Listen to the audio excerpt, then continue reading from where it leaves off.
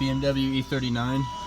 You'll have an instance when you turn the key and you have no lights coming on the dash, car won't start, and you have no lights coming here on the radio or the AC control module.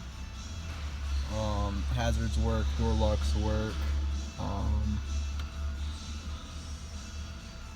windows do not roll down.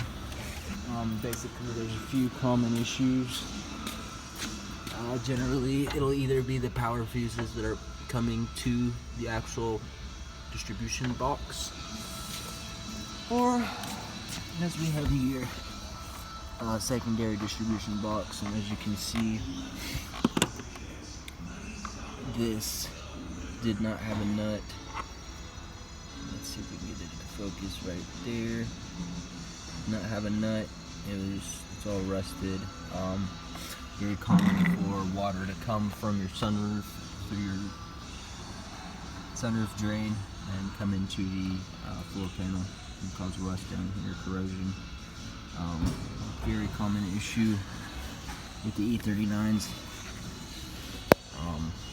So the fix is just replace the rusted parts, or in my case, bolt it down.